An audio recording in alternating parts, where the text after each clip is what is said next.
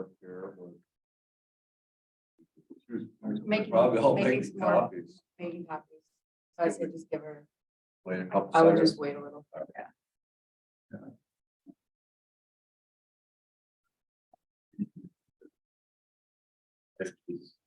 Does it make a difference to the food if she's a vegan, like for the, you know, or is it?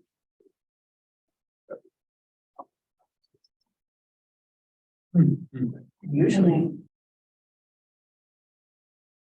All right, we're gonna call general government meeting to order. You know, motion to approve the agenda. I'll make a motion to approve the agenda. I'll second it. Any discussion on the agenda? Not all's in favor? Aye. Carries. How about our minutes from our November 14th meeting? I make a motion to approve the minutes. Second. Any discussion on the minutes? Not all's in favor? Aye.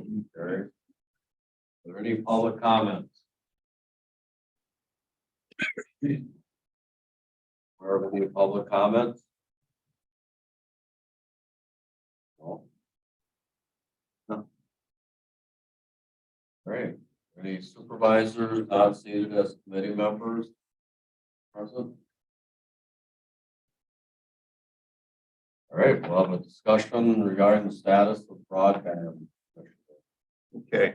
I wanted to use this as kind of a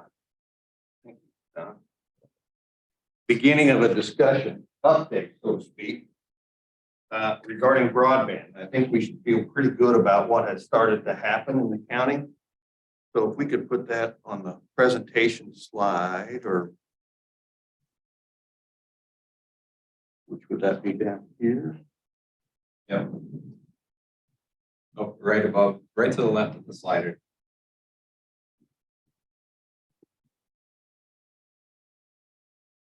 There, that one.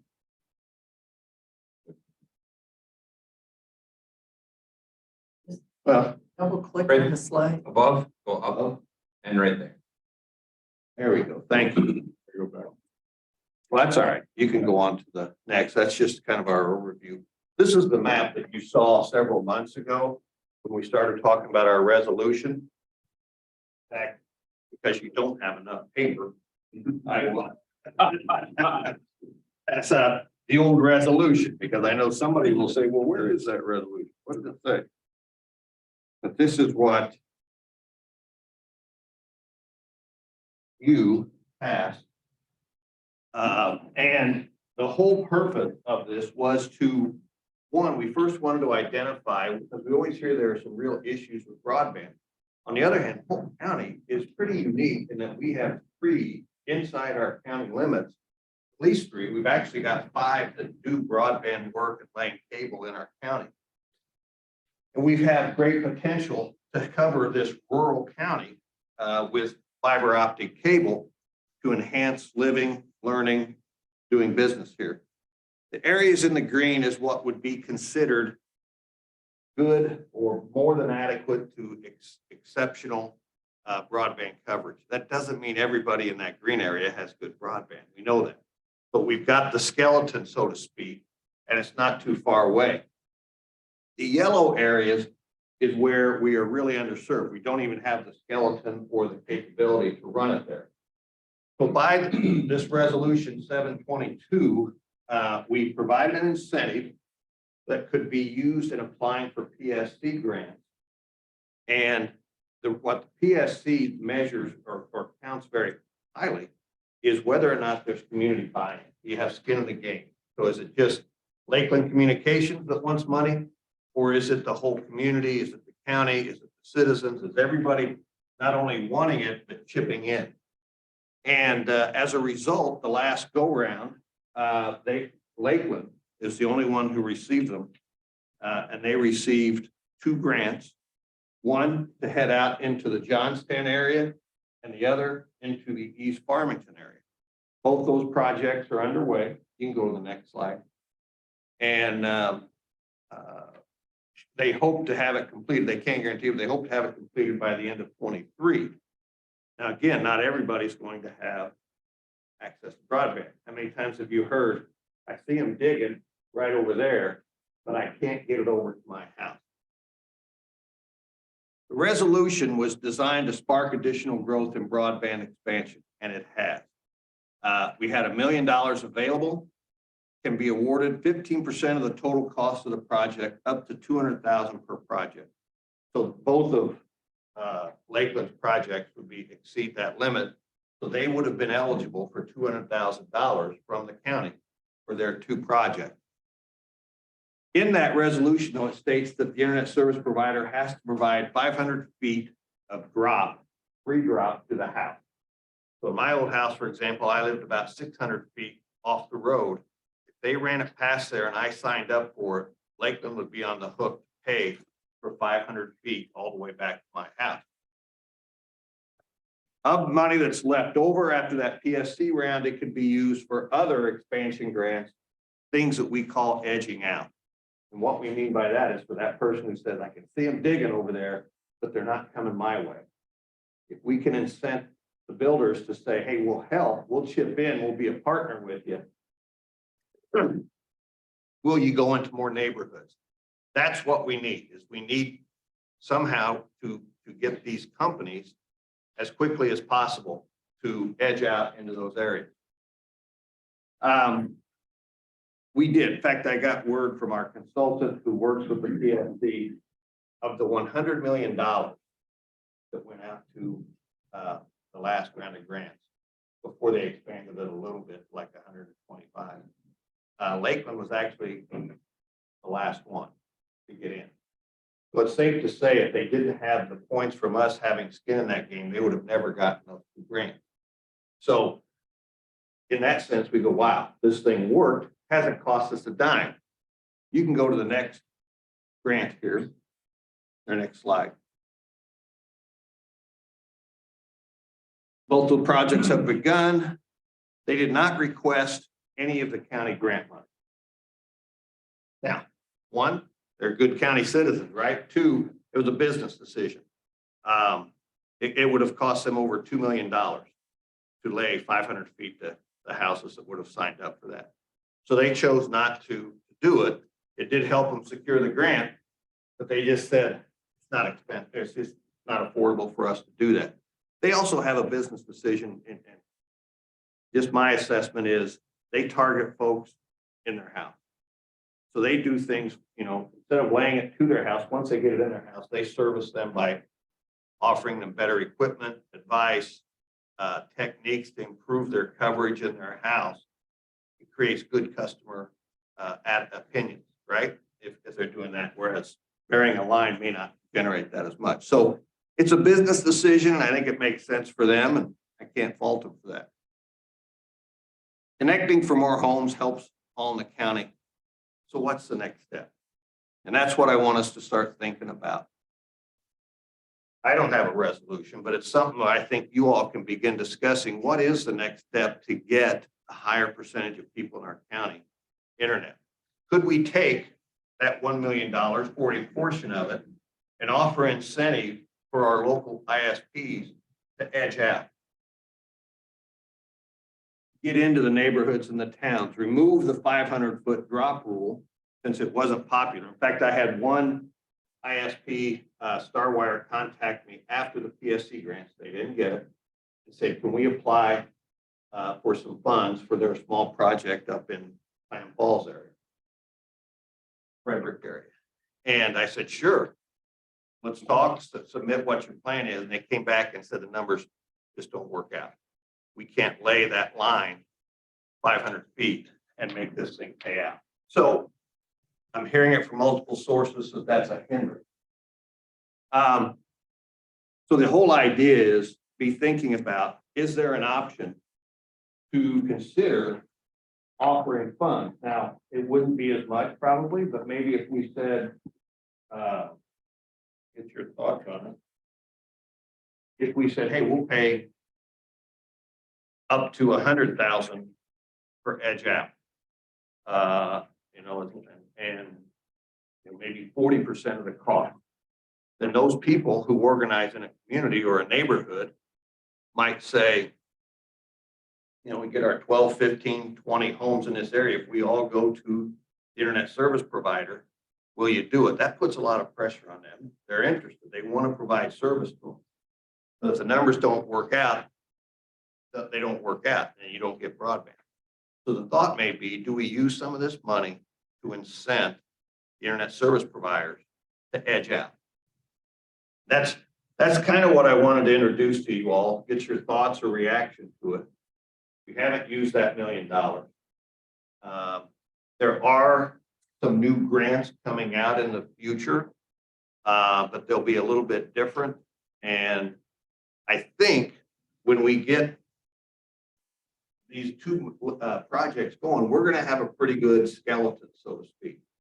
So the next phase for us is how do we edge out? What's wrong with going the other direction, Vince, and going from the public side? Let the general public apply for so much per foot to get broadband brought into them. We're gonna have to pay the fee to the internet service provider anyway. Oh, you mean like the citizens, Yeah. the person? Why can't go the other way? On a so much per foot incentive based on application. Oh, I see what you mean. So offer it, well, that's a good idea. I'm just thinking, if I'm in a area where I'm the only person there, if we offer them so much money, the service provider says, what's gonna cost us $1 million just to get to, or $200,000 just to get to your house?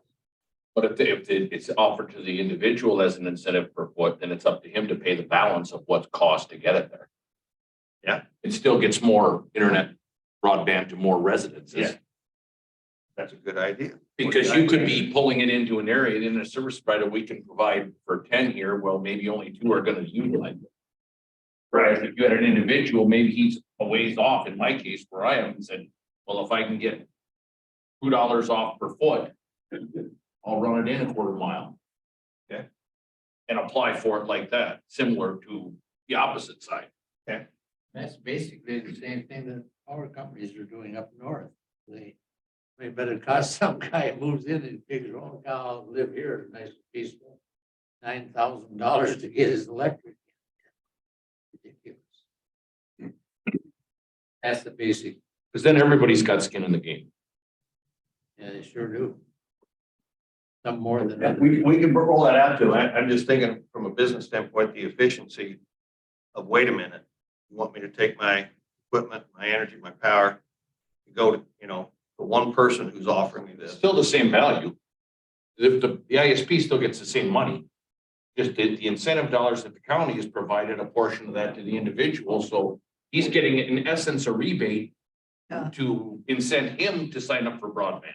It's a fair way. Okay. Obviously, I built my house before broadband was a concern, but obviously, if there's an incentive available to me that I can apply for to get in so much per foot off. Yeah. The rate is still gonna be the same from the ISP, so it's no cost to him. He's $7 a foot or whatever they're charging, it varies, depends on who your ISP is. Right. But if I can get a $2 incentive for the county, does it make sense for me to pay the extra 5 and internet still gets you $7? But will the internet, that's if you have the main line going by. Right. Well, right, Right. And but you said, if you look at our grid, we have the main line already grid laid out in a lot of Polk County.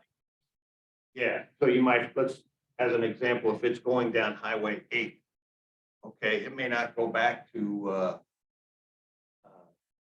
I can give you the exact example, goes right down County Road I. I can reach straight to it. Right. But it's $7.50 for a quarter mile. right. So, okay, so you're saying use these funds to incent a citizen and a company to merge and say, we'll run it to your house. Absolutely. You pay $2, you pay $5. Yep. The company does. That's provided they're near there. Right. There's some places they. Yeah, if they don't have a main line They run. could be 2 See, miles that's- from the main Okay, line. so that's the other area I'm thinking about is how do we go to that area that doesn't have the main line within a reasonable amount of distance? So your house, it may be 500 feet. The other place might be a quarter mile. So, but I like it because maybe we offer, and these are the types of ideas I can discuss with the ISPs to say, give me your thoughts, what works, what doesn't. So I like that. How do you market it? Like Lakeland ran fiber down our main road. We probably have I don't know, I'll say 12 homes on our road. And they won't even give us an estimate to bring it down our road. So we can't sign up for it. We can't do anything because they have no intention of coming down our road. So if we had something like this, then who's gonna, because Lakeland said to me when I talked to the guy there, well, why don't you get all your neighbors together and give us all their names, who's interested in having internet? Well, I'm not their marketing arm, I don't have time to. So how do you get that word out to people? Well, well, one, this is a public forum, so that kind of word gets out. Yeah. What you just said they told you is what I used to tell people at the EDC is, because everybody called me and said, my gosh, I've been calling this company and I can't get them to come to my house. And I would say, okay, I'm hearing that from a lot of people in your area. Get those people together, go in at one time with 32 residents. Yeah. And it'll get them thinking, squeaky Yeah. wheels get the oil, and multiple people with money will get their attention, right? I think what I think will happen is people start, the ISPs will open their eyes more. When they say, oh, okay, they want us to edge out, we're going to get some financial, they're going to say, where does it make sense for us to edge out? If it doesn't make sense, they're not going to offer that, right? But they do want to edge out. They want to pick up more neighborhood. And that's my next question. Do they really want to? Because are they just laying it because they got money and it gives them something, they're making money laying the cable. Well, no, they still lose money on laying the cable. Yeah, when they lay cable, they get a grant that only pays a certain percent. And they spend a lot of money. I give them a lot of credit. Now, yeah, they're thinking about their future and they got to turn a profit. But they're counting on people signing up. And if they know more people will sign up, they're going to edge out into more areas. So,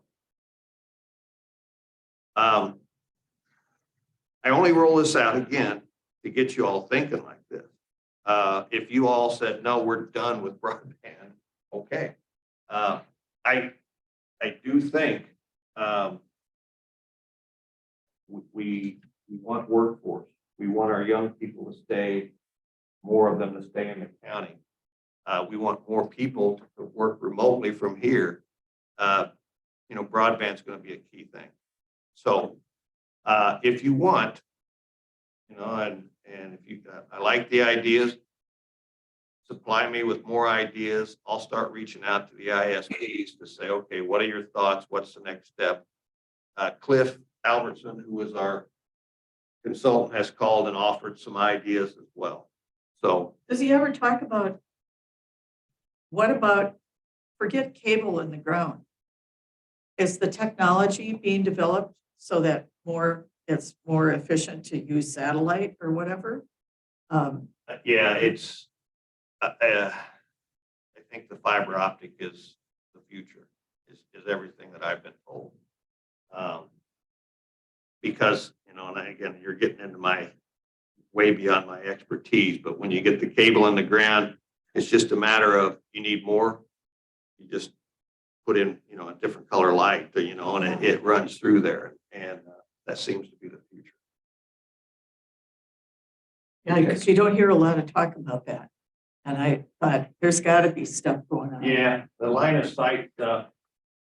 If we lived in North Dakota, we just got a few telephone poles, Yeah. when you live in hilly treed areas, it seems to deflect a lot of the. You still got 20 mile curvature of the earth itself. Yeah. Well, it is, used to be when I was in the Navy and. Oh. In the Army.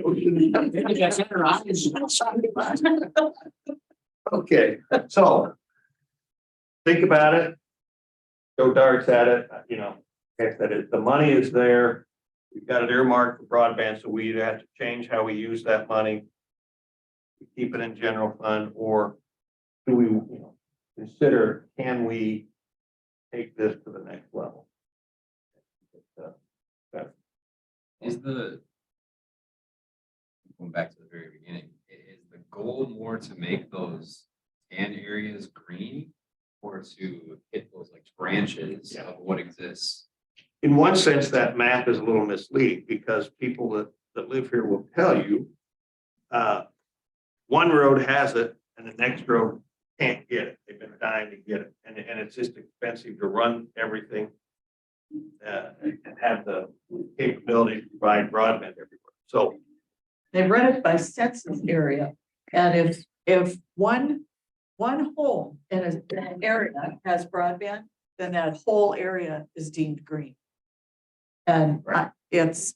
now we it's- are getting an updated map. The state is providing us detailed information. We're gonna update this soon, where it's gonna show a smaller resolution, I guess, down to more streets and so on. So we'll have a better idea. But I'll keep in touch, or you keep in touch with me, because we have to decide to do something with that money. Well, at the end of the day, even if we roll it back, it doesn't mean we can't come back with an initiative a little later that would address a better solution. Yeah, without a doubt. Yeah, there's no. To just sit there forever. Right. Okay. All I have for that. Right. What's our discussion regarding the possible housing? Okay. Just to give you an update. I've begun reaching out to groups of people that are interested. Now, I think as far as supervisors, both Ryan and Brad have said they'd like to be on a task force to help address this issue. The one thing I realized about housing is there's no one definition of what we talk about when we say housing. You know, we've heard about senior housing, we hear about workforce housing. In HHS, they talk a lot about homeless and housing for people who are in transition and those types of things. So one of the challenges is how do we define the type of housing we want to support or incent? I've talked to the West Central Wisconsin Regional Planning Commission, and they have agreed they're going to help us identify what other counties, Wisconsin and other municipalities, whatever, really in the region are doing. So rather than us kind of come up with throwing a dart and saying, maybe this is the right way, let's look at what all the other options are that are being done and which one do we like, which one might apply to this county, or how can we modify one to make it work for us. What I'm starting to sense is we are looking for, because it's not a core responsibility of the county to provide housing. We don't have a department or anything that does that. So if we decide to do it, it's like broadband. It's where we're going to make this special initiative and dedicate time and resources to make this work.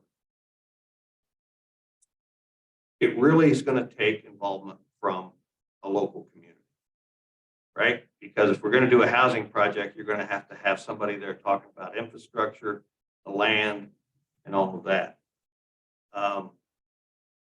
So I guess what I'm getting to is we may have to, I think as we approach April, which is where we're going to redefine our priorities, I think it's going to take the supervisors really narrowing in on what it is. If it is housing, what type of housing are we looking at?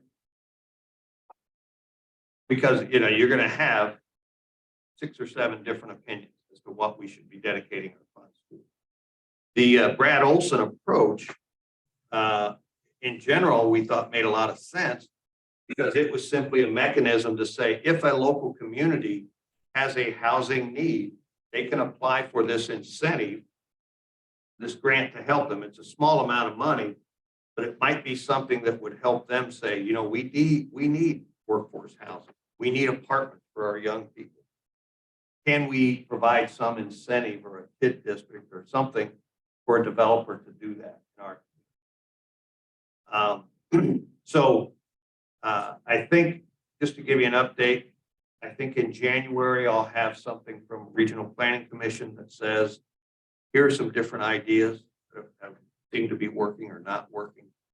And then we can discuss that, and probably about the March, April timeframe, all of the supervisors are going to have to decide what type of housing they want.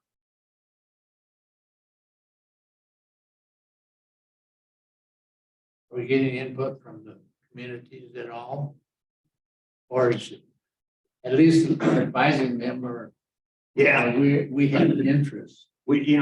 Terry Howard and I have been talking, and Terry has talked to some communities. We have some names of people who will be interested from communities. But again, it's kind of interesting because we have to, I think, narrow on what type of housing we're talking about, Right. because otherwise you're going to get a lot of communities going, why is that community on that task force, and that type of thing. Then if you get them all, you've got a lot of communities fighting for their own individual interests. So, which is what we expect.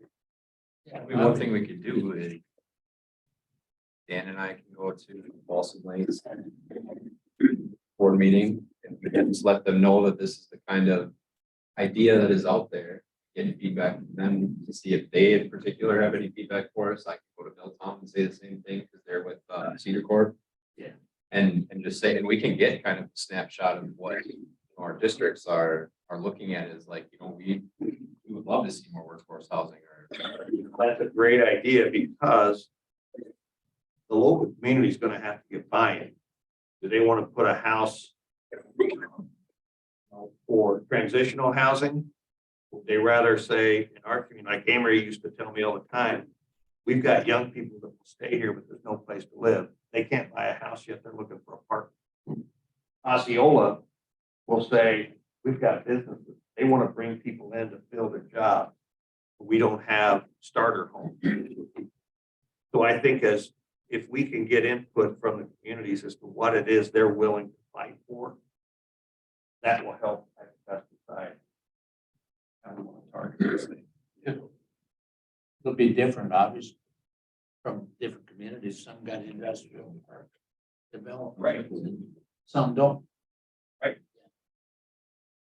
So it's funny, I've been on a few calls and every time we talk about, with other counties and WCA and all that, everybody goes, yeah, we're all looking for something there, so it's one of those issues.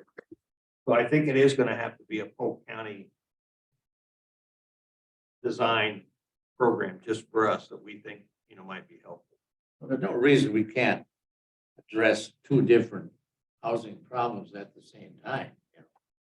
Whether it's be for develop a group to build your factories or to help a group to fulfill your needs for a homeless. I mean, there's outside agencies that'll participate too. So I think that what we're getting at then is the Olson idea of let's create a mechanism Correct. for communities to access support, Their need. resources, or manpower, or brain power, whatever it is, to help their needs. Let them decide. So maybe that's all we do. How familiar are you with St. Croix County and what they're doing? I'm not reminded. Well, the reason I ask is there's a big 4-story senior living housing being put up right on Main Street into Richmond. Oh, yeah, the old hotel. They tore it right to the ground and they're building 4-story senior living apartments. And I was wondering what input there was from the county or the town, or where is that? Is that strictly a private investor or what is that? That's money. Because one good thing about this discussion is it opens your eyes that there are housing developments going up around the area and other counties. I travel quite a bit and there are places all over that are. So I'm just curious as to what involvement those communities have or their county has. Or is it not at all? Is it private enterprise that's driving that? I'm just enterprise. interested in that. It's mostly private enterprise. They're, New Richmond, for an example, is they caught up in all of the things that were beneficial to improvement of their transportation and communication, everything was improved when the highway went through. This has been planned for years. They developed their own sidewalks, things in town. I mean, they had some political influence from Polk. And New Richmond grew You know, when I was a kid, Avery was 1,500 people, and Richmond was about 2,500. And now in Richmond's over 10,000. And just simply because of the foresight that they had some political influence that assisted that town way back 50 years ago. And when the governor Knowles, well, Knowles is from Richmond. They really had some foresight. And it's paying off. And the building that they're doing now, they took down a very nice building that, you know, used to be a mortuary and a, you know, not that it makes it nice, but but it was, Nobody complained. but it was furniture and things like that, and then next to it was the old hotel. And they tore that all down, and that's quite a complex. It's a big one. It's got an elevator up there, 4-story elevator. Yeah, there's some big bucks in that, you know, but. Okay. So that's just an update. Again, what's great is we have two examples. We have the senior housing resolution, we have the Olson resolution. So we've got interest, we've got different ways to look at it. Let me get the research from Regional Planning Commission, and we'll start putting together some ideas. And I like the idea of the mechanism where we can, you know, a lot of times the community will just say, boy, we'd like to do this, but we don't know how. And maybe if we had some way to say, hey, here's something we're putting together that might help you. What are you interested in? We might just get that spark going a little bit, get them interested in how to recruit a developer or how to get something started.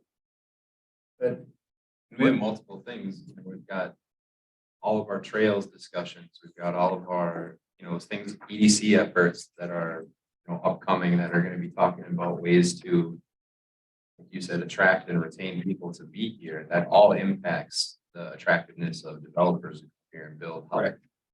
So, I mean, we've got a lot of times, like, we've got these super zoomed in conversations. We need to zoom out, but get a really big picture on all these different things that are connected about how one thing is going to affect another. So, I mean, it's good because all those conversations are happening. And just my input, it's not like we're going to have ARPA funds coming to us every year, right? Those days are done. So it's not like we're going to be money bags and handed out big dollars. But if we can help in some small way to work with the community, this really is, I think, the housing issue is going to have to be done more at the local level. We can incent, we can give some ideas and help coordinate with other outside organizations. What they need. Yeah. I mean, They need the some one piece of direction. feedback I'd give on that is at the local level, you're not going to find an area around here who's not in need of more housing or this or that. But the biggest barrier to new housing coming up is just the cost of projects. Right. So at the end of the day, like whether it's Milltown, St. Croix Falls, or anywhere around it, those areas are in need of some kind of housing. But it's not the municipality's, you know, fault that projects cost more than it needs to be in order for it to be a profitable endeavor. So again, I'm completely on board with getting communities involved because that's just smart. If you have buy-in from the people who it's affecting, that's one of the foundations of a successful project. But we need to make sure that we're addressing the actual issue of like the cost of.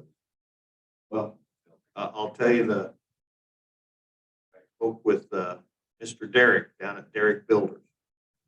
And they were talking to him about what is it you look for when you decide to go into a community. And I think they were talking about big apartments, housing developments, and he's got big projects. But he said the number one thing, he goes, without a doubt, he says, if that community just has their arms open and says, welcome, he goes, I'm willing to investigate, do all I can.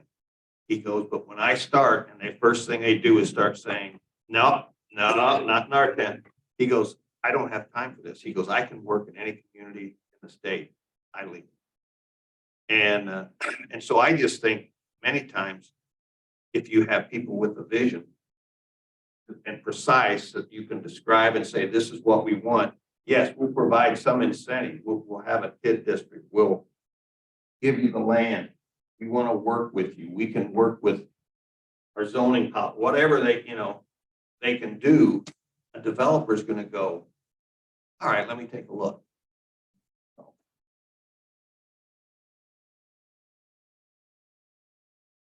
My update. All right. What's going on with the MOUs with financial consideration? Yes, I will just say, I think you have a graph in front of you. This is something really for transparency and openness. Kim O'Connell is always big on, let's look at these MOUs every year. And so we gave you a big stack of MOUs, just to give you an idea of what they are. On this graph, it looks like this. I think There's black and white. there's black and white, not surrounded by stuff. This will just give you an idea of what we do financially with outside organizations. Pretty handsome sum at the bottom. We have a group, and really what MOUs do is kind of tells you about the character or the ideological bent of your organization, right? I mean, we give to extension, museum, the fair, economic development, tourism, kinship, Westcap, involved with housing, mental health task force. So we come to these agreements because they're good organizations and we want to support them. And in return, we create an MOU that says, we don't have to give you money, but we want to because we believe in what you're doing, but there are certain stipulations that you have to go by. We don't want to give to an organization that runs counter to what our goals and philosophies might be. But you can see there the amounts of money that are handed out. You can see the Clam Falls one there at the bottom, where that's actually an MOU where we get money coming to us because of their commitment to support our efforts with the Clam Falls Dam. And this is not so much for you to take action this year, but it's an opportunity for you to start looking at these numbers and say, when we start rolling out the budget for 2024, what's the appropriate amount? And are there other organizations? Do we want to remove some of these or whatever? The other thing that we've started to do is the MOUs we have been written over the decades, right? And some have been rewritten or challenged or changed or whatever over the last few years. So we're trying to make them much more consistent. So when you look at things like tourism, EDC, the museum, they're very similar. We're asking them to do the same sorts of things in terms of provide us information, make sure that things are above board, legit, that they are being run properly. And that makes it a lot easier, I think, for all of us if you're consistent in how they look. Some of these that come from, at executive, we went over things at the DNR and the DNR people, right? Got to go more with that, but they're different. So I only bring this again. They're there in front of you. You can take them home, read them every night, whatever you guys want to do. Yeah, but Don put together this summary chart, which I think gives you an idea of what we do.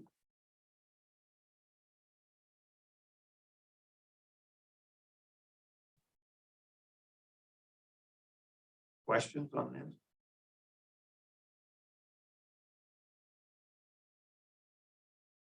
So do you want the process, like Don, I sent you the Tourism Council one, because we just met Wednesday. So they had just a couple of little questions or changes. It's nothing Yes, huge. I wanted to talk to you about that after the meeting, but Okay, yeah, and normally, like Terry, I resent, EDC actually didn't have one. They just had a lease agreement. So we sent them one very similar. He came back with, hey, our board said this, and this, and we negotiate those points. usually they're minor. It's like, what type of information are you gonna provide us again? And the same holds true with museum one day. Right. I think that one's pretty much nailed down because we spent a lot of time on it last year, but Yeah, and usually when you get to those, you just say, hey, change the year. Yeah. You're still okay with this. For some of them that are pretty straightforward, we may do them for 3 years at a time. We did sign an agreement with, an MOU with the Friends of the Gandhi. Now, it's non-financial, but with our master plans that we submitted to the DNR, we say, you know, it is our goal to work with any outside agency that want, or group that wants to participate. We want to make this inclusive. And the Friends of the Gandhi reached out, and so we came to an agreement on an MOU, which very clearly states we may have different visions for the trail. And it in no way gives gives the Friends of the Gandhi the opportunity to dictate how we use it. But we do agree on certain things like the quality of the trail and how we maintain it. And we can help with identifying issues, problem areas, enhancing it, cleaning it up. So at least we have an agreement. Now theirs is for 1 year. It's our first year with them. We want to make sure that it's a productive relationship. I just have one comment on that. When you're dealing with volunteer boards where board members change, presidents change, whatever, I think it's good for them to review their MOUs every year to keep people up to speed, because half the time the board members don't even know what an MOU is. They haven't seen it. They haven't talked about it.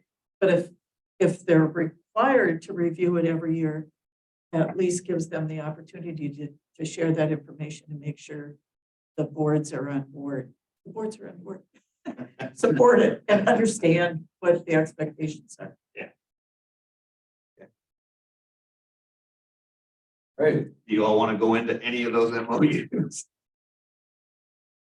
We don't need to. No, but I do want to thank Don. I mean, to us, it's the idea that, we do look at these things. We want you to be aware that they're out.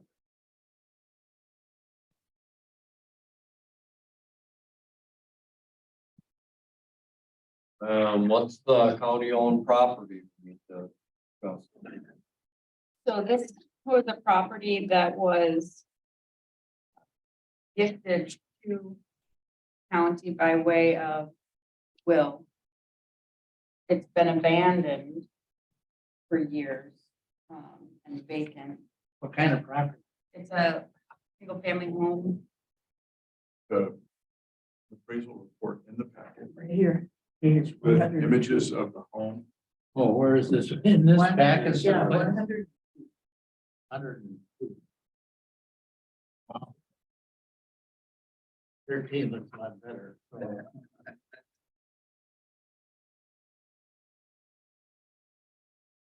Okay, I just didn't know what all this was for. Now I'm understanding at least 100, number 102. Okay. Well, it's abandoned, yeah. What? So it came to our attention, because a citizen, her name is Jill Carlson, reached out to the county saying, hey, I'm interested in buying this property. I would like to bid on it. And she ended up supplying our county with an offer of just over $41,000. How much? 41,000. How much? What doesn't? The appraisal report, I think the bottom line is 85. 85. What's the? What's property is there? Just a house. What? How much land? Is there any land? Well, yeah, they've got a lot there. 1.17 acres. Where do you see The appraisal that? report. Oh, yeah. I guess I didn't see the acreage. Oh, no, those are comps. Sorry. Yeah, I just. Thing that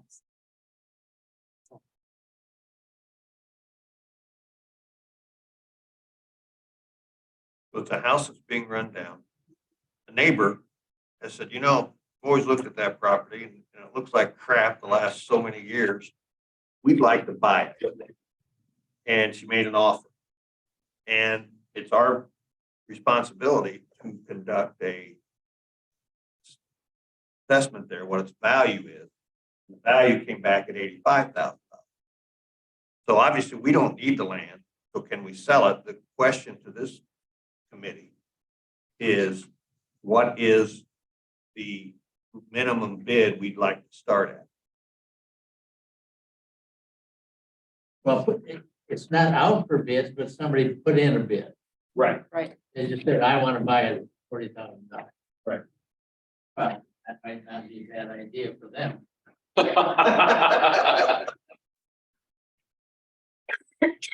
We've got, two competing issues. One is the urgency of the tax roll, because it's been vacant and no taxes have been paid. The tax delinquent bills are coming to the county. Because, so getting it back on the tax roll. But also making sure that you get the value.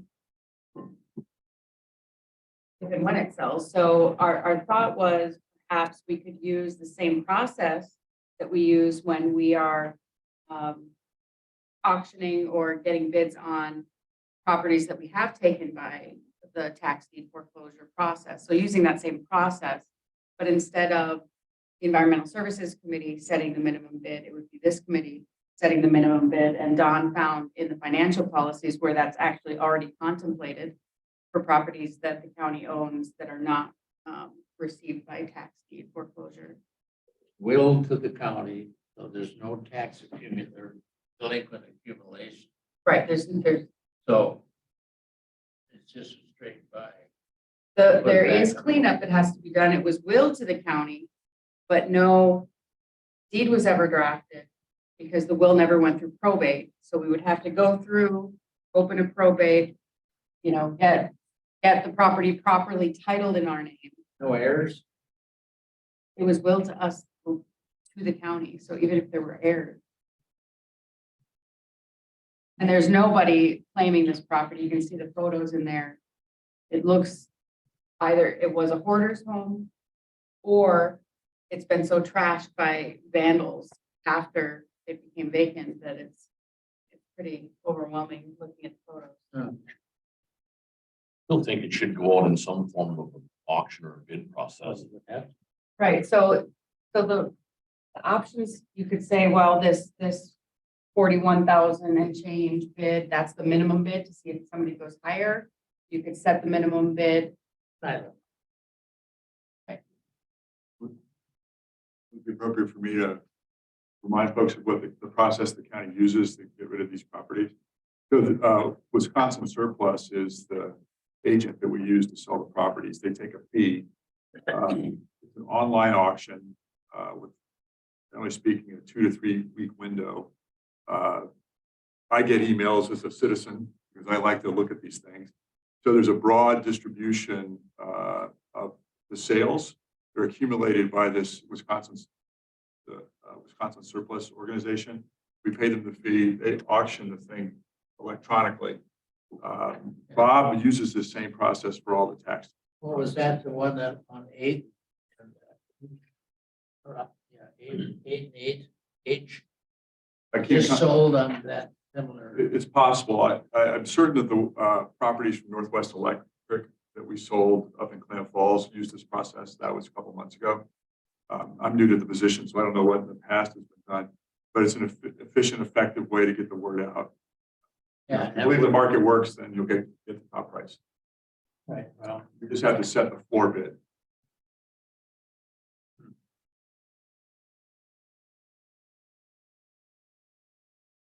your park address, so that doesn't help. Well, I think All right, the all right, reality in all this right. marketplace, appraised value is not by any means something that's out of the realm of a purchase opportunity. Now, I think it should probably be less than that, but I don't know that 41 makes sense if it's appraised at 85. I mean, like you could come with a number at 70 and say, okay, that's our starting bid and let it roll from there. They go back to the old book. Sure. The township, then you go to Black Brook. Would it be appropriate for me to make a comment on Roger Ruck's recommendation? So 20% off of the appraisal would be 68. Could be a good number to start with. Not for me to decide, but just to sort of. Well, and the tax, they're paying taxes on 75. You know, that's their assessed value. But see, that would be about 60%. But I think in that basis, you do it on an as-is basis, so the county doesn't get involved in cleanup and any of that business. It's on an as-is, it's at minimum bid of 68,000. If that's the 20% less than appraised, we let the pony run. Having that cleanup in mind, With Wisconsin surplus, you can always protect the purchase with a not start with a minimum, but you can protect it. You can let the bidding go, start at $1 and let it commence on. And then if it doesn't reach your protection of 70,000, it doesn't sell. Oh. You can do that with Wisconsin surplus that way And then also. could it then come back to the committee and they say, well, the highest bid was, I don't know, 55. Do you want to accept that or do you want to? In history, Don is new as we did property, the same thing was then you come back to the committee and say, we protected it at this, you want to let it go at this number. And let the committee decide.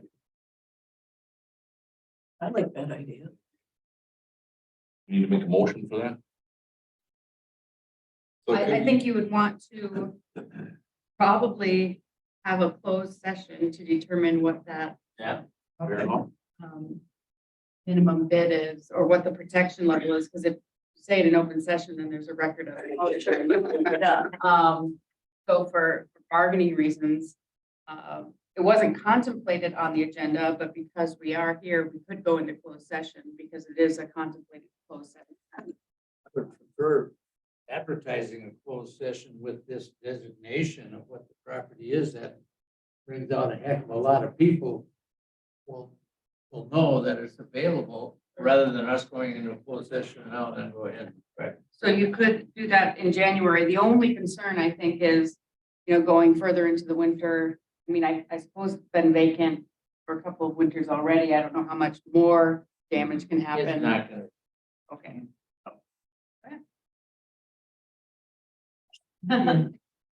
So You want we'll a add closed session for the next agenda. January. And designated what it is. And the address. The address is in this. We're gonna do that in January.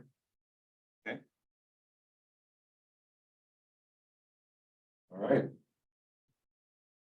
What's our resolution 5220 to write off on collect? If I did that. We have had the discussion of it, but this is the actual resolution that we have formed up with the exact amount. So we've been preparing you for the opportunity to move this resolution forward to the full board. Just a bit on, this is for GAM. It's $154,000 write-off. But what it allows GAM to do is, these are uncollectible debts. They're showing up on the balance sheet as assets. They're unrecoverable, so we're going to remove those with this resolution. You've done this before in the past. You'll notice if you look at the dates on some of these accounts, they've run quite a bit long, and we had some discussion in the previous meeting about not letting that happen in the future. So this is just the summation of a couple of discussions that we've had about this particular issue. Do we land on how often we're gonna look at unrecoverable? You do this. This goes back to how long? 18, 14. 5 years. 14. That ain't bad. That's Is the intention. that, More often. I got a question legally. Is the $10 I owe one of these subjects on a bet with the Green Bay Packers? For me? You'll have to seek out private counsel. I know somebody in Clam Falls. Okay. If we get a motion to move this to the county board, unless someone wants to talk about it more. I'll make a motion to move it to the county for consideration. Second. Any more discussion? All in favor? Aye. Carries. I want an update on our financial personnel investment and IT policy. Sure, Ken, would it be all right if I tie this discussion item together with subject, with the review and updated committee work plan? There, all right. You can speed things up. I will do my best. So, if you take this chart that I passed out, it's got a little bit of orange writing at the top, takes the full page up. What you have here is a draft version for your consideration of the 2023 general government work plan. And I'd just like to highlight a few items, and I'll get the financial policies as I do this, if that's all right. So this is has a number of additions for 23 that weren't on the 22 work plan. I'd like to kind of walk you through those, including some specifics about the financial policies. That's the tie between the two agenda items. As an example, so Administrator Netherland talked about county board priorities and setting those. You'll see in March that there's a potential discussion point, not yet an agenda item for the committees, that is the general government committees, consideration of county board priorities regarding upcoming strategic planning session for the full board. So some of the topics that were discussed today were broadband, housing, there may be others. So in March, if you choose to move this over to the agenda, that would be your opportunity to get in front of those discussions before the full board meets. That's priorities. A second major area in this work plan has to do with budget. Isn't it great we can talk about budget again? So I think every month this year, we're going to talk about budget. We're going to move some of the discussion of budget up a little bit. So if you notice May, and this isn't quite as purple as I would have liked, but in the May, the second bullet item, initial discussion of 2024 budget, issues and trends. This isn't so much about specifics, it's just what we're seeing in terms of perhaps inflation, anything we're hearing from other counties about what's going on with budgets. Yeah. So that's a new item related to budget that would be in the 2023 work plan if you thought this was a good idea. That's the second major area. The third is policy review. So if you look at your December work plan, you'll see review of financial policy, review of policies, financial, personnel, investment, and IT. Last month I mentioned I don't think we're going to be able to review all those in the December meeting, and I'm really sure we're not going to be able to do that. I'd like to propose that we handle it this way, and I'll explain why we can't get it all done in December. In January, our IT director has agreed that he will have a refreshed IT policy for us to review. It's been many years since that IT policy was looked at as far as we can determine, and he's expecting there to be major revisions. So we'd like to take that on in January. He's agreed to help us with that. If you go down, I'm going to skip a month. If you look at March, review financial policy, major revisions expected. We're already doing some of that work, and we're engaging division directors with that. One of the big issues with our current financial policy is there are procedures. So there are policies, but there's also procedures, the how we work, not the goals, but how we work, that aren't actually even being done. Some aren't working. So we're going to look at these with the help of Mo, Tanya from CSD, our finance team, to try to balance financial control and risk management with efficiency. And our current procedures and policies really aren't there yet. So we hope to bring back to you in March a refreshed financial policy that a number of administrative eyes have looked at for your consideration. April, review investment policy. we've got our outside consultants at PMA looking at the last separate investment policy that we could find, which was 2010, plus some investment procedures that are sort of baked into our investment policy.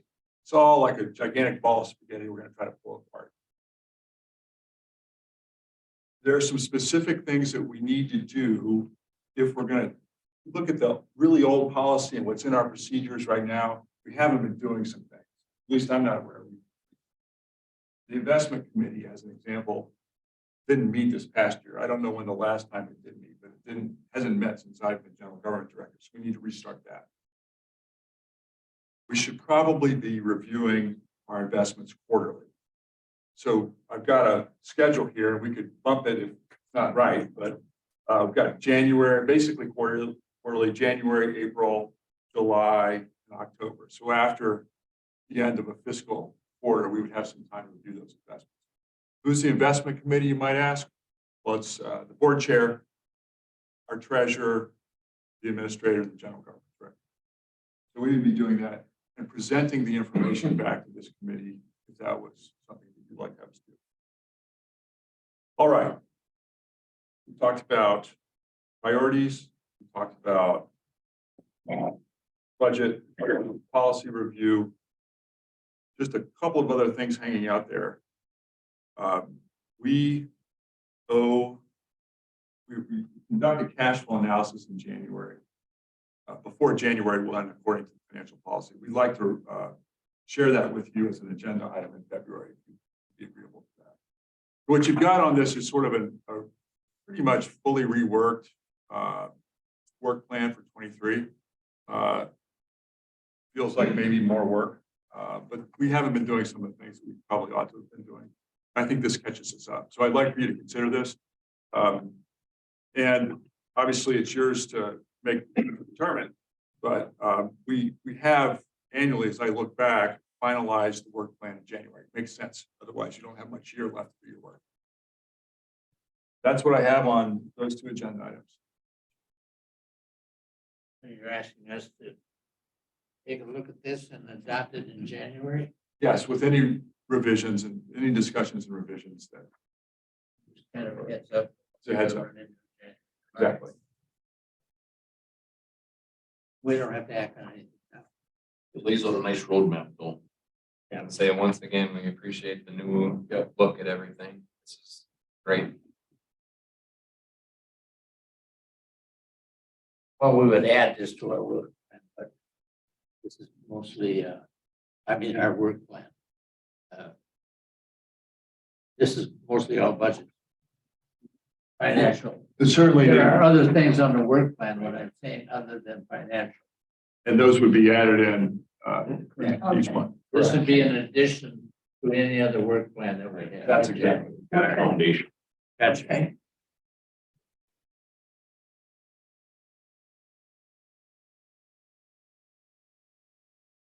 What do you think? Anything else? We're good. All right, any subject matters for our next meeting? Plan. No. He goes. I bring this up because I had two people stop me yesterday at a gathering, and I had other person bring it up a couple days before that. I don't know if this is what we do, but I'm wondering if, given the public discussion about it, if we need to be discussing anything about the Polk County Museum Board and the financial questions that have come up there.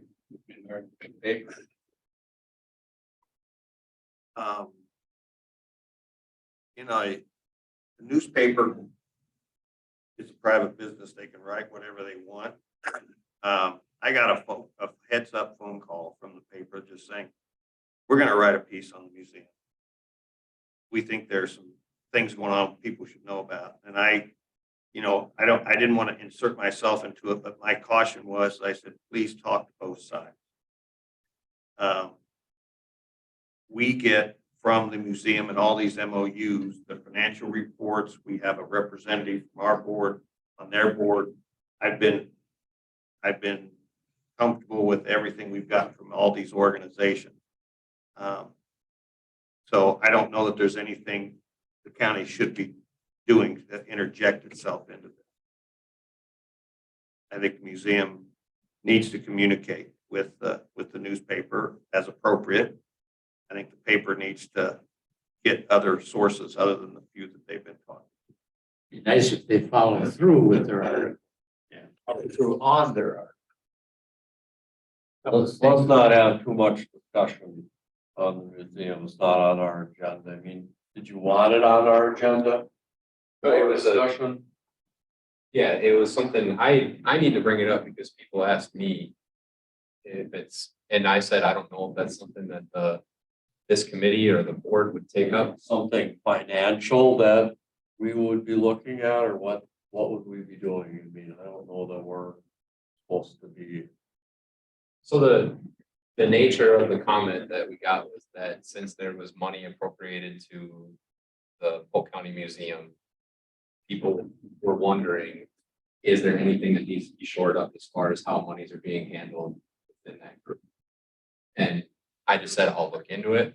And that's where we're at right now. I do think it might be appropriate to have the topic on the January committee, because what it will do will provide sort of a forum to have the county's interest in the museum stated, because I think the issues as they are coming through, people think, oh, it's a county department. You know, like there's just misinformation out there. So we can have a discussion, talk about the money that we provide through the budget process, the fact that we have an MOU, and that it is a county building, but not a county department. So we can have a public discussion of all of those things. I think it would be a good idea. And especially where Vince says that, you know, things have filtered through him and he's happy with everything that he's seen. And if we can get to that point, I think that would be a lot of goodwill publicly to be able to say, here's what we have established. I don't know any other committee that it would be, because it really is tied to the fact that we provide money through the budget process. So this seems to be the most appropriate. All right, I so like just, that part, that at least you'd be able to say like, hey, then here it is. And clear it up. So, what are we gonna have it as the museum, a review of the museum financial An MOU. or an MOU? I mean, I don't know that we're gonna, I mean, we receive from the museum once a year, your financial Yeah. reports. So. All right, well, just so we have it on the agenda. Otherwise, we shouldn't probably be talking too much more here about it. Anything else for the subject matters for January? So you've got your Meeting. closed session regarding the properties. Property. What do we have in our work plan? We have something we have to do in IT policy will be on there. finalize our work plan. All right, Motion to adjourn. second. Favor? Aye. And adjourned at 9:40.